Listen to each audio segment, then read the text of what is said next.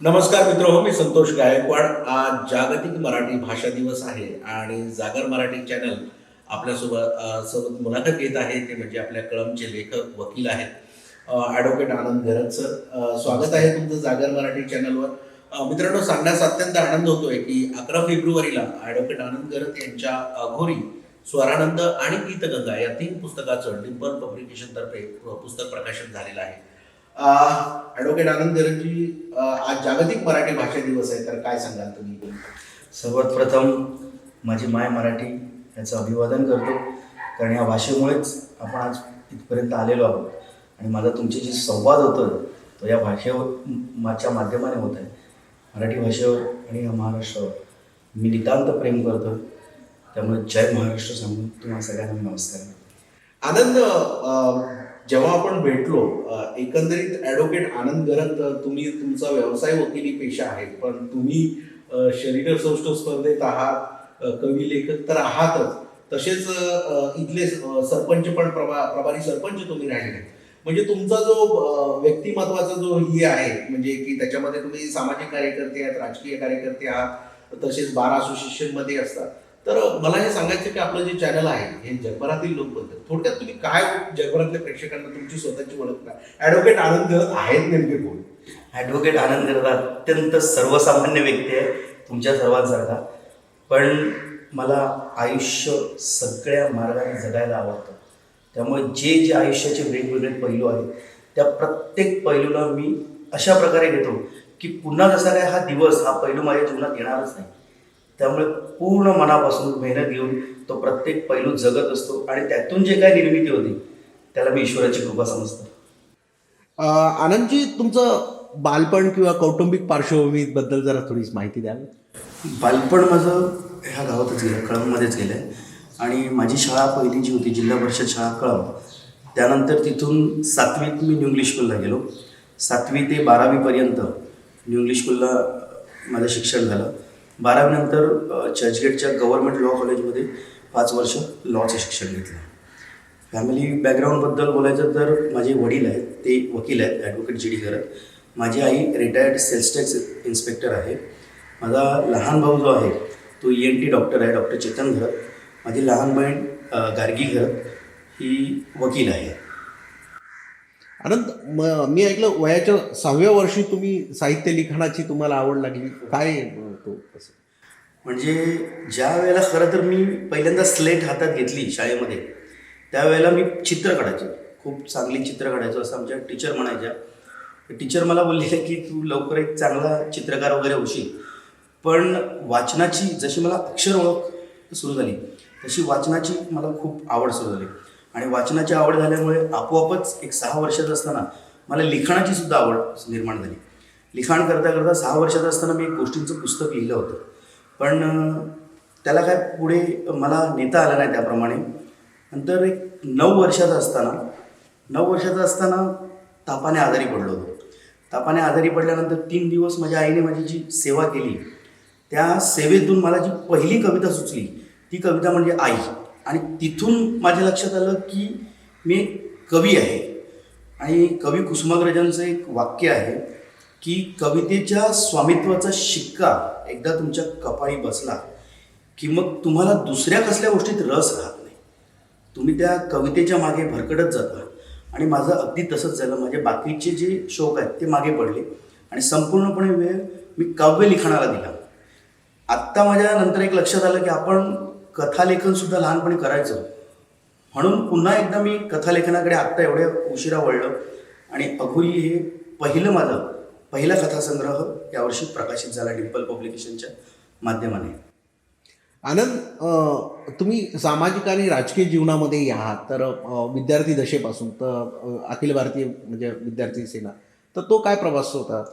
मला सामाजिक कार्य करायला आवडतं. म्हणजे आपल्याला जर आपण एखाद्याची मदत करू शकतो तर आपण मदत करायला पाहिजे, ही माझी भावना आहे.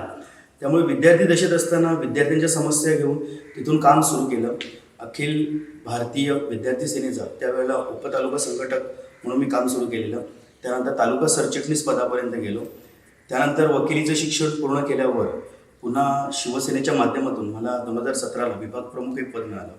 विभाग प्रमुख पद मिळाल्यानंतर कळंब ग्रामपंचायतीमध्ये शिवसेना आणि मित्रपक्षांची सत्ता आणली. ती सत्ता आल्यानंतर पहिल्याच प्रयत्नात मला उपसरपंच पद मिळालं. कोरोना काळात आमचे सरपंच काही कालावधीसाठी आजारी होते. त्यावेळेला त्यांच्या आजारपणामुळे मला काही कालावधीसाठी कळंबचा प्रभारी सरपंच म्हणून काम पाहता आलं. पण ह्यामुळे कोरोनाची रजा मला घेता नाही आली. आनंद, जो स्वरानंद आणि गीतगंगा हे जो काव्यसंग्रह आहे याबद्दल काय सांगाल तुम्ही? स्वरानंद माझ्या लहानपणीच्या पहिल्या कविता आहेत, ज्या मी 9 वर्षाचा असल्यापासून येत होते. त्याच्यामध्ये मिक्स कविता आहेत. त्यामुळे त्याच्यातल्या काही कविता ज्या आहेत त्या कदाचित वाचताना तुम्हाला असं वाटू शकते की एका लहान बाळाने त्याच्या विचाराप्रमाणे लिहिलेल्या कविता आहेत. काही कविता माझ्या कॉलेज जीवनातल्या आहेत. पण गीतगंगा हा जो काव्यसंग्रह आहे हा पूर्णपणे मी मोठा झाल्यानंतर एका मॅच्युअर स्टेजला आल्यानंतर लिहिलेला काव्यसंग्रह आहे. म्हणून याच्यातल्या कविता आणि त्याच्यातल्या कविता हा एक मूलभूत फरक आहे. अघोरी जे पुस्तक आता प्रकाशित झालेलं आहे हे कुतूहल आहे की म्हणजे हे कशाबद्दल, म्हणजे श्रद्धा, अंधश्रद्धा, आनंद, नेमकी काय त्याच्यामध्ये किमया केली आणि काय वाचकांना आनंद मिळणार आहे? अघोरी हे पुस्तक माझ्या विचारांचा आरसा आहे. तुम्ही ज्या वेळेला ते पुस्तक वाचाल तर माझं असं म्हणजे एक दृष्टिकोन आहे की वाचकांचे एक वेगवेगळे प्रकार आहेत. वाचकांना काहींना कविता वाचायला आवडतात, काहींना गूढकथा वाचायला आवडतात, काहींना भयकथा वाचायला आवडतात. तुम्ही पाहिलं असेल की रत्नाकर मतकरी सरांसारखे चांगले लेखक होऊन गेले आहेत ज्यांनी गूढ कथा लिहिलेल्या आहेत, पण ते शेवटी एक विज्ञाननिष्ठ दृष्टिकोन त्या कथेत दाखवतात. तर मला असं वाटतं की ओरिजिनल कथा आहे ती ओरिजिनल प्रमाणेच घेतली पाहिजे. म्हणून मी अघोरी कथा संग्रहात कुठलाही विज्ञाननिष्ठ दृष्टिकोन दाखवलेला नाही आहे. त्या कथा ओरिजिनल जशा आहेत तशाच लिहिलेल्या आहेत. तुम्हाला एक निव्वळ आनंद मिळावा म्हणून त्या कथा लिहिलेल्या आहेत. तर त्या कथांचा तशा प्रकारचा एक वाचक वर्ग असेल ज्यांच्यासाठी त्या कथा म्हणजे खरोखर एक खजिना असणार आहे. ज्याप्रमाणे आपण हॅरी पॉटरच्या वगैरे कथा वाचतो, असं काय आता कोणी प्रश्न विचारत होतो असं काय जादू, तंत्र, मंत्र ह्या गोष्टीवर आजकालचे लोक विश्वास ठेवत नाही आणि कोणी विश्वास ठेवावा असं मी म्हणतही नाही आहे. त्या एक काल्पनिक कथा आहेत आणि त्या केवळ वाचकांच्या मनोरंजनासाठी लिहिलेल्या आहेत. आनंद, आता पुढच्या जागतिक मराठी भाषा दिनाच्या वेळेस काही पुस्तकं एक्सपेक्टेड आहेत तुमची येणं? म्हणजे खरं म्हणजे मी 4 पुस्तकं यावेळेला प्रकाशित करणार होतो. 4थं जे पुस्तक होतं ते चारोळ्यांचं पुस्तक होतं, पण काही कारणास्तव ते पूर्ण झालेलं नाही आहे. तर ते चारोळ्यांचं पुस्तक लवकरच पूर्ण होईल. त्याचप्रमाणे अघोरी पुस्तक दुसरं लिहायला घेतलेलं आहे मी. आणि गीतगंगा हा माझा यावेळेचा काव्यसंग्रह ज्याप्रमाणे झालेला आहे, तर आता 3रा काव्यसंग्रह काव्यानंद म्हणून हा एक काव्यसंग्रह लिहायला सुरुवात पण झालेली आहे. त्यातल्या 1-2 कविता लिहून पण झालेल्या आहेत. आनंद, क्रिकेटमध्ये तुम्ही क्रिकेट कोच आहात मी असं ऐकलं, तर काय प्रवास आहे? आणि तुमचं फास्टर बॉलर जे म्हणजे मुनाफ पटेलचं जे MRF स्पेस फाउंडेशन आहे त्यासाठी 15 जणांमध्ये तुमची निवड झालेली, तर हा काय अनुभव होता? म्हणजे मुनाफ पटेल ज्या वेळेला सिलेक्ट झाला होता पूर्ण भारतातून, त्यावेळेला MRF स्पेस फाउंडेशनने डेनिस लिली या फास्टर बॉलरच्या मार्गदर्शनाखाली संपूर्ण भारतात एक मोहीम राबवली होती. त्याच्यामध्ये फास्ट बॉलरचं सिलेक्शन प्रत्येक तालुका वाईज करणार होते. त्यांची एक टीम वसई तालुक्यात सुद्धा आलेली होती आणि त्यावेळेला पहिल्या 15 बॉलर्समध्ये फास्टर बॉलर म्हणून माझी निवड झाली होती. बर. आणि शरीर सौष्ठव स्पर्धाही गाजवलेल्या आहेत. शरीर सौष्ठव स्पर्धाही गाजवलेली आहे. 2015 साली वसईश्री आणि ठाणे उपनगरश्री ह्या 2 शरीर सौष्ठव स्पर्धेत मी भाग घेतला होता. चांगले बॉडी बिल्डर्स बघायला मिळाले आणि एक चांगलं मोटिवेशन त्या स्पर्धेतून मला मिळालं. पण कंटिन्युटी राखता आली नाही, तेवढ्या लेवलचा वर्कआउट आणि वेळ नाही देता आला, याची खंत आहे. आनंद, क्रिकेटचे कोच म्हणून पण तुमची चांगली कारकीर्द आहे. म्हणजे क्रिकेट खरोखर माझं क्रिकेटवर नितांत प्रेम आहे. आणि आमच्या कळंब गावाचा तुम्ही जर इतिहास पाहिला तर कळंब गावात सर्वात जास्त क्रिकेटची टीम वसई तालुक्यातली आहे. तर वसई तालुक्यातली क्रिकेटची पंढरी कोणाला म्हणणार तर तुम्हाला आमच्या कळंब गावाचं नाव द्यावं लागेल. एक गोल्डन इतिहास आहे आमच्या गावाचा. आणि ज्याप्रमाणे आपण जन्माला आल्यानंतर आपली जात किंवा आपला धर्म ठरतो, तसं आमच्या गावात जन्माला आल्यानंतर तुमची क्रिकेटची टीम ठरते. तुमच्या आई वडील काका ज्या टीममध्ये खेळत असतील त्या टीममध्ये तुम्हाला खेळावं लागतं. अशा गावातून आल्यामुळे क्रिकेटवर प्रेम असणं साहजिक आहे. ज्यावेळेला आमच्या वसई कोर्टामध्ये क्रिकेटच्या टुर्नामेंट्स होतात त्यावेळेला पहिली ही संकल्पना आम्ही राबवली आमच्या वसई तालुका बार असोसिएशनने की महिलांचे सुद्धा क्रिकेट टुर्नामेंट्स व्हायला पाहिजेत.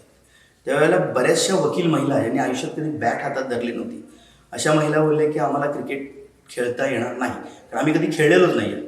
त्यावेळेला मी त्यांना बोललो, आत्मविश्वास त्यांना एक दिला की तुम्ही खेळू शकता, पाहिजे तर मी कोच प्रशिक्षक म्हणून तुम्हाला मी मेहनत घेतो तुमच्या मागे, तुम्ही खेळा. आणि त्या महिलांनी खेळायला सुरुवात केली. आज वसईत कोर्टामध्ये 2-2, 3-3 महिला क्रिकेटच्या सुद्धा टीम आहेत. आणि तुम्हाला यावर्षीचं महत्त्वाची गोष्ट सांगतो की आमच्या वसई तालुका बार असोसिएशनची क्रिकेट टीमने हायकोर्टाच्या टुर्नामेंटमध्ये सेमीफायनलपर्यंत मजल मारली. आणि तिकडे भूतपूर्व क्रिकेटर, टेस्ट क्रिकेट आपले कॅप्टन अझरुद्दीन आले होते, मोहम्मद अझरुद्दीन. त्यांची सही त्यांनी त्यांच्या बॅटवर आणलेली आहे. आणि ही मला वाटते की आयुष्यात मिळालेली सर्वात मोठी ट्रॉफी आहे त्या महिलांना. एक तोक्ते वादळ आलेलं, तो एक काय अनुभव होता? तोक्ते वादळामध्ये आमच्या किनारपट्टीला म्हणजे विशेष करून अर्नाळा आणि अर्नाळा किल्ला या भागामध्ये खूप प्रचंड हानी झाली होती लोकांची. आणि त्या प्रमाणात त्यांना गव्हर्नमेंटकडून शासकीय सुविधा मिळत नव्हत्या. त्यामुळे आम्ही परत मंत्रालयापर्यंत त्या सिच्युएशनमध्ये पत्रव्यवहार केला. आणि मंत्रालयाकडून मला रिप्लायही आला. तोक्ते वादळाची पुन्हा एकदा त्यांनी सर्वेक्षण केलं आणि संपूर्ण पंचनामे करायला लावले तलाठ्यांना. त्यावेळेला आपल्या अर्नाळ्याच्या काही कार्यकर्त्यांना बरोबर घेऊन सुट्टीच्या दिवशी, म्हणजे त्यावेळेच्या ज्या अर्नाळ्याच्या सरपंच होत्या त्यासुद्धा त्यावेळेला सोबत होत्या, आम्ही एका दिवसात अर्नाळ्यामध्ये 1000 पंचनामे घडवून आणले होते. आनंद, तुमच्या आयुष्याच्या व्यक्तिमत्वाचा आणखी एक पैलू म्हणजे कोरोना काळाचा सदुपयोग तुम्ही कसा केला, ते म्हणजे नर्मदा परिक्रमा. खूप रंजक अनुभव आहे. काय अनुभव होता आणि तुम्हाला तिकडे जावंसं का वाटलं? म्हणजे माझे जे गुरुजी आहेत त्यांनी मला, चितळे मॅडम ज्या आहेत पुण्याच्या, त्यांचे नर्मदा परिक्रमेचे अनुभव ऐकायला सांगितले. यूट्यूबवर ते अवेलेबल आहे. जेव्हा त्यांचे ते अनुभव ऐकले तेव्हा आपसुकच मनात इच्छा झाली की आपण नर्मदा परिक्रमा करावी. तसा मी एक देवभोळा व्यक्ती आहे, तुम्ही म्हणू शकता. त्यामुळे एक अनुभव घेण्यासाठी नर्मदा परिक्रमेची सुरुवात आम्ही केली. आणि तुम्हाला खरंच सांगतो, आयुष्यात जे कधीच अनुभव आलेले नाहीत ते संपूर्ण अनुभव मला नर्मदा परिक्रमेदरम्यान आले. आणि हे जिवंत आहे नर्मदा आई तिकडे. आणि ती अक्षरशः म्हणजे आपल्याला मुलासारखं, एका लहान मुलासारखं प्रत्येकाचा सांभाळ करते. खरोखरच ज्याला आध्यात्मिक अनुभव घ्यायचे असतील त्यांनी कधीतरी नर्मदा परिक्रमा पायी करून पाहावी. आनंद, त्या नर्मदा परिक्रमामध्ये तुम्ही जेव्हा गेलात तर तिथे निर्भीड अरण्य होतं आणि तिथे ते कागदी तुकडे पडलेले होते आणि ते मौनी महाराज आणि खडेश्वरी महाराज, याबद्दल जरा सांगा तुम्ही.